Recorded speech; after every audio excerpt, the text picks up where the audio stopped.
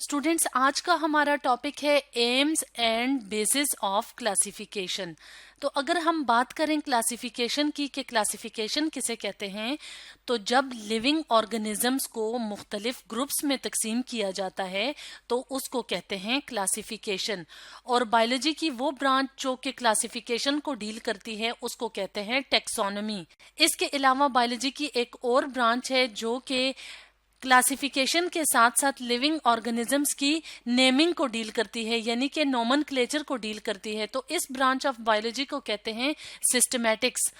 तो अब अगर हम बात करें एम्स की कि क्लासिफिकेशन के क्या एम्स, क्या मकासद हैं, तो जब साइंटिस्ट यानी कि जो टेक्सोनोमिस्ट्स थे तो उन्होंने जब क्लासिफिकेशन का प्रोसेस स्टार्ट किया यानी कि लिविंग ऑर्गेनिजम्स की ग्रुपिंग का काम स्टार्ट किया, तो उन्होंने काफ़ी सारे मकासद को सामने रखा जिसकी बेसिस पे क्लासिफिकेशन हुई।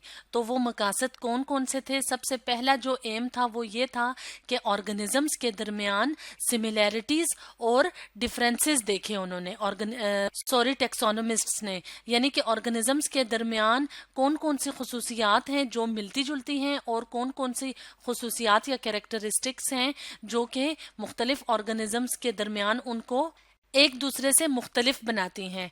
तो ज़्यादातर ये हुआ टेक्सोनॉमी में कि जो ऑर्गेनिजम्स जिनके के दरमियान सिमिलैरिटीज़ ज़्यादा थी तो उनको एक ग्रुप में रख दिया, और जिन ऑर्गेनिजम्स के दरमियान डिफरेंसेस थे तो उनको अलग ग्रुप्स में रख दिया।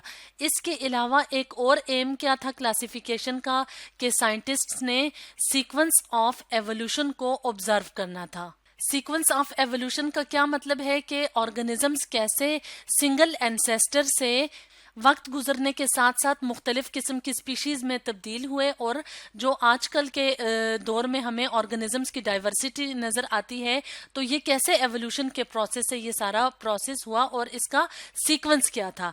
इसके अलावा एक और क्लासिफिकेशन का जो एम है वो ये कि ऑर्गेनिजम्स के दरमियान रिलेशनशिप क्या है।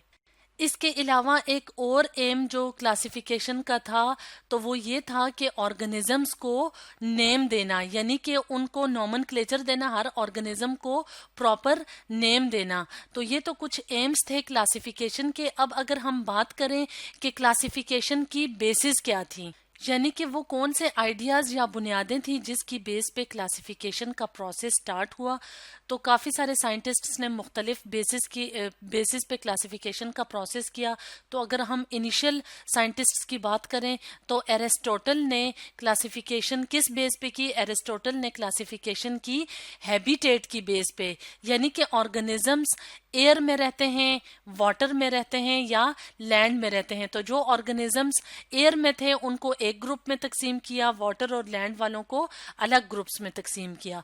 लेकिन ये सिर्फ अगर हैबिटेट की बेस को देखा जाए तो ये क्लासिफिकेशन को जस्टिफाई नहीं करती, क्योंकि काफ़ी सारे ऑर्गेनिजम्स जो एक ही हैबिटेट में रहते हैं, मिसाल के तौर पे अगर हम फिश और टर्टल की बात करें कि फिश और टर्टल वाटर में रहते हैं तो उनमें सिर्फ हैबिटेट कॉमन है, यानी कि वो रहने की जगह उनकी कॉमन है, वाटर है, लेकिन उनमें काफ़ी सारे कैरेक्टरिस्टिक्स हैं जो एक दूसरे से मुख्तलिफ हैं।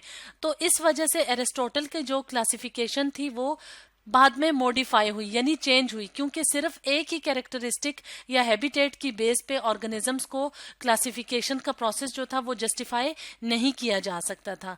इसके अलावा उसके बाद में आने वाले कुछ साइंटिस्ट्स ने फिजिकल कैरेक्टरिस्टिक्स की बेस पे भी ऑर्गेनिजम्स को क्लासिफाई किया। फिजिकल कैरेक्टरिस्टिक्स यानी कि ऑर्गेनिज्म किस तरह के नजर आते हैं, यानी कि फॉर एग्जांपल अगर हम प्लांट्स की बात करें कि प्लांट्स के अगर हम पत्तों का स्ट्रक्चर देखें तो मुख्तलिफ प्लांट्स के पत्तों का स्ट्रक्चर क्या है या उनकी हाइट क्या है। तो इस तरह के फिजिकल कैरेक्टरिस्टिक्स की बेस पे कुछ साइंटिस्ट्स ने ऑर्गेनिज्म को तकसीम किया। लेकिन कुछ ऐसे कॉमन कैरेक्टरिस्टिक्स हैं कि जिस पे ज़्यादातर साइंटिस्ट्स हैं उनका इत्तेफाक था, जो कि क्लासिफिकेशन की बेसिस बनी। और वो कौन कौन से कैरेक्टरिस्टिक्स थे? वो ये थे कि आया ऑर्गेनिजम्स प्रोकैरियोटिक हैं या यूकैरियोटिक ऑर्गेनिजम्स हैं। اب اگر ہم بات کریں پروکیریوٹک اور یوکیریوٹک آرگنزمز کی کہ یہ کون سے آرگنزمز ہوتے ہیں، تو سب سے پہلے ہم بات کرتے ہیں پروکیریوٹس کی، وہ آرگنزمز جن میں کہ ٹرو میمبرین باؤنڈیڈ نیوکلیس اور آرگنیلیز جیسے کہ مائٹوکونڈریا، گولجی باڈیز وغیرہ موجود نہیں ہوتے، تو ان کو کہتے ہیں پروکیریوٹک آرگنزمز جیسے کہ بیکٹیریا وغیرہ۔ تو ان آرگنزمز کے اندر وراثتی مادہ موجود ہوتا ہے، لیکن وہ ٹرو نیوکلیس میں موجود نہیں ہوتا، وہ ایک اسپیسیفک ریجن میں موجود ہوتا ہے جس کو کہتے ہیں نیوکلیوئڈ ریجن۔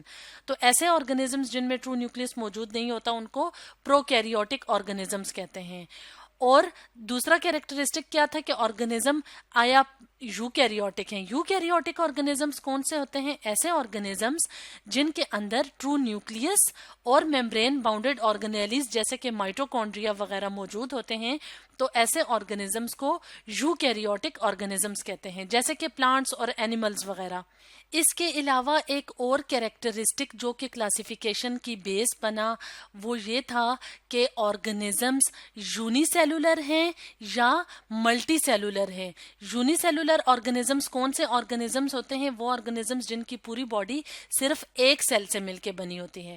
اور ملٹی سیلولر آرگنزمز ایسے آرگنزمز ہوتے ہیں جن کی پوری باڈی کافی سارے سیل سے مل کے بنی ہوتی ہے۔ جیسا کہ اس ڈائیگرام میں دکھایا گیا ہے کہ یونی سیلولر آرگنزمز کون سے آرگنزمز ہوتے ہیں، جیسا کہ بیکٹیریا ہے، امیبا وغیرہ، وہ آرگنزمز جن کی پوری باڈی صرف ایک سیل سے مل کے بنی ہوتی ہے، تو ایسے آرگنزمز یونی سیلولر ہوتے ہیں۔ اور ملٹی سیلولر آرگنزمز جیسے کہ برڈز ہیں یا دوسرے اینیملز ہیں یا ٹریز وغیرہ ہیں، تو ان کی باڈی بہت زیادہ سیل سے مل کے بنی ہوتی ہے۔ تو ایک تو یہ تھی جو پوائنٹ تھا جو کہ بیسس آف کلاسیفیکیشن بنا۔ ایک اور پوائنٹ جو کہ زیادہ سائنٹسٹ جس پہ اتفاق کرتے تھے وہ یہ تھا کہ آیا آرگنزمز آٹوٹرافک ہیں یا ہیٹروٹرافک آرگنزمز ہیں۔ اب اگر ہم بات کریں آٹوٹرافک آرگنزمز کی جو کہ فوٹو سنتھیٹک ہوتے ہیں، ایسے آرگنزمز جو اپنا فوڈ خود پریپیئر کر سکتے ہیں، اور ہیٹروٹرافک آرگنزمز کون سے ہوتے ہیں؟ جو نان فوٹو سنتھیٹک ہوتے ہیں۔ جیسے کہ اس ڈائیگرام میں آٹوٹرافک آرگنزمز اور ہیٹروٹرافک آرگنزمز کو دکھایا گیا ہے، تو یہ بھی ایک بیسس تھی جس کی بیسس پہ کلاسیفیکیشن ہوئی۔ جیسا کہ فار ایگزامپل یہ پلانٹس ہیں تو یہ آٹوٹرافک آرگنزمز ہیں، یہ گرین ان کلر ہیں کیونکہ ان میں کلوروفل ہوتا ہے، فوٹو سنتھیٹک پگمنٹ ہوتا ہے جو سورج کی موجودگی میں، سورج کی روشنی کی موجودگی میں فوٹو سنتھیسس کا پروسیس کرتے ہیں اور اپنی خوراک خود تیار کرتے ہیں۔ تو ایسے آرگنزمز آٹوٹرافک آرگنزمز ہوتے ہیں۔ اور ہیٹروٹرافس کون سے آرگنزمز ہوتے ہیں؟ جیسے کہ اینیملز جو کہ اپنی خوراک یا اپنا فوڈ خود پریپیئر نہیں کر سکتے اور وہ دوسرے آرگنزمز پہ ڈیپینڈ کرتے ہیں، تو ایسے آرگنزمز کو ہیٹروٹرافک آرگنزمز کہتے ہیں۔ تو زیادہ تر سائنٹسٹ نے کن بیسس پہ کلاسیفیکیشن کا پروسیس کیا؟ سائنٹسٹ نے دیکھا کہ آرگنزمز پروکیریوٹک ہیں یا یوکیریوٹک ہیں یا یونی سیلولر یا ملٹی سیلولر ہیں یا آٹوٹرافک یا ہیٹروٹرافک آرگنزمز ہیں۔ تو اسٹوڈینٹس آج ہم نے پڑھا aims and basis of classification کے بارے میں۔